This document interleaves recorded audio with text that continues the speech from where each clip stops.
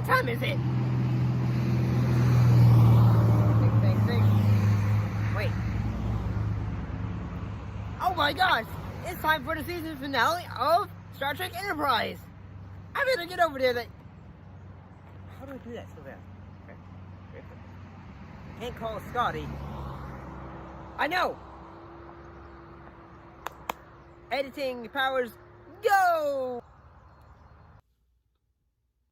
So it's time to talk about the final, the season finale, the two-part season finale of Star Trek Enterprise from season 1 and web.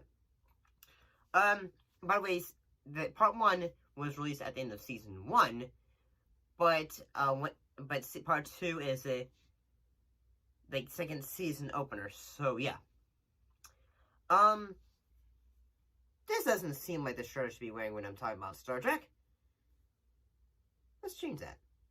Oh, that feels a lot better. That feels more that feels a lot better.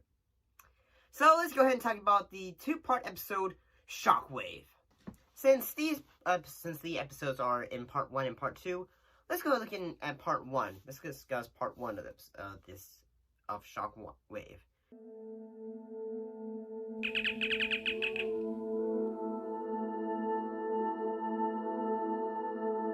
Well, what happened in part 1 of this Shockwave? Well, what happened in part 1 was, after the crew has basically discovered, hey,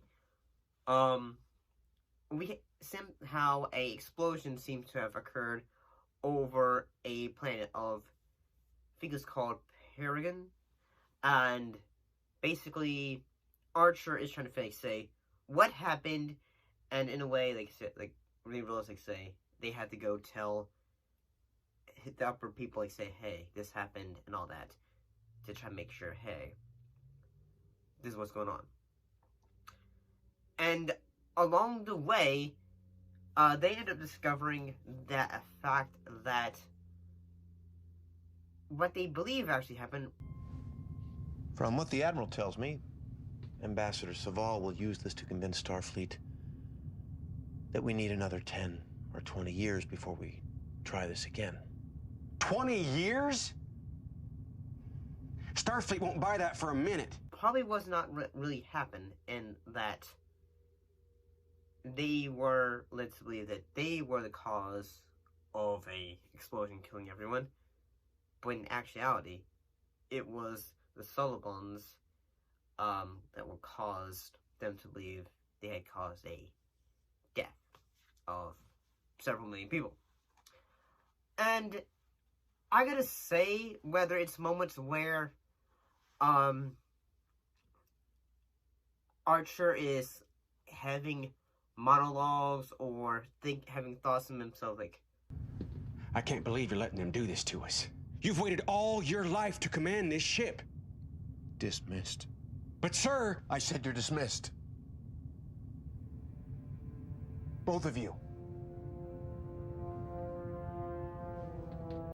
I am the captain of this ship. Everything that happens is under my command. So he's just trying to also realize, under my command, several thousand people have died on this planet. So basically he's just trying to figure out, why this happened and all that. And I gotta say, those moments are actually really great use of great acting from Scott Bakula. And everyone does a great job. And we also get the return of Agent Daniel, played by Matt Winston. And he ends up saying, hey, that wasn't supposed to happen. I thought you were supposed to protect the timeline, not screw with it. It's already been screwed with, Captain. That explosion at the Paragon colony, it wasn't supposed to happen. Of course it wasn't. It was an accident. That's not what I mean. History never recorded the disaster. You need to make sure to change that. So eventually Archer goes hey, there might be a Suliban ship. We need to go and take it out. And honestly, actually, that most of that parts of the part 1 is actually pretty good. If I could say that, I could think of, although this is usually in Star Trek, where they end up thinking like we are the cause of a accident happening or something like that. Honestly, since this episode still came out after a year after 9/11, television shows and films around that time, because you probably got to say that this episode probably still came out around the time of the war in Iraq, that they could suddenly be like leading, as the series could go on for Enterprise. Perhaps the temporal war could be like a way of thinking of it towards the Iraq war, I could say. So I mean, but the episode ends with the crew getting a disc, and eventually the Solon warriors and Silak basically just saying, hey, if you do not give yourself up, we will fire and take you and yeah. But this episode ends with Agent Daniels like bringing Archer to the future, and it's like, oh shoot, we can't send you back. You are so far in the future, there's no technology to take you back. So that is what leads us off with part 1. So let's go ahead and look at part 2.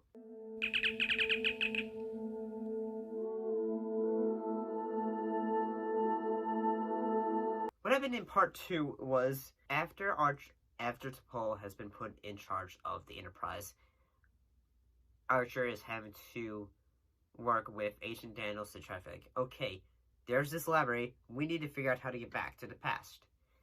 So basically, Daniels tell Archer, like, say, hey, there's a thing in my locker, y'all need to go get the MacGuffin.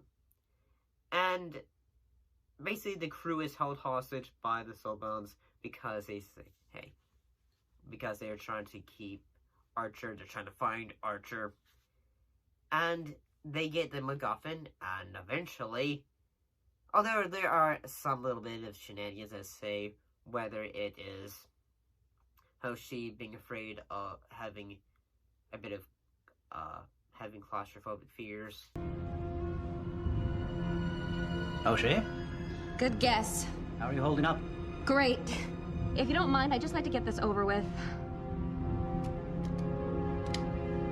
Good luck.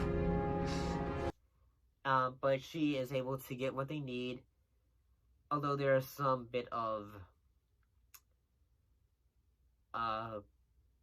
complications.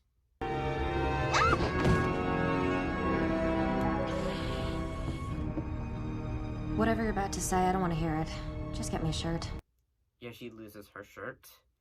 And eventually, after a while, they are able to get the device. It ends up getting the thing that they need, but the Soulmanes basically say, hey, what is this? And they say, I don't know. They take it back.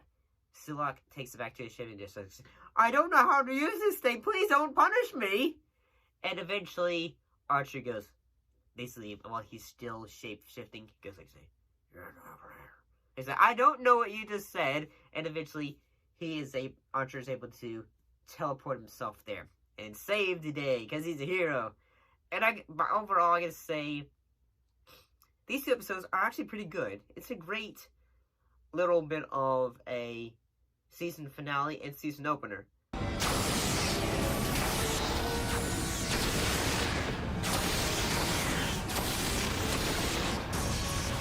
However, I do wish, instead of, like, say, they were season 1, end of season 1 and beginning of season 2, I wish it could have been, like, say, this big, part 2 were combined. You know, like an hour-long episode. But I don't think it probably would have done well for TV ratings. Because, you know, they have to have come back next time and all that. But, I mean, overall, I gotta say these two episodes are great. Honestly, I think the bit of, use of commentary I gotta say the commentary is like the Sullivans. I think their idea for them is like say, like the could be like the terror of like foreign affairs or something like that. The Temporal War could be like say a reaction to the Iraq War. I could totally be wrong about that. Keep in mind, I didn't really know Trek until like several years from now, and I guess I hadn't been really paying attention to it when it came out in 2000 when Enterprise started. So I don't really know how others were feeling. Say, oh, this is a reaction to this or that. But overall, I gotta say these episodes are pretty good. Good to hear your voice, Captain. Good to hear yours too.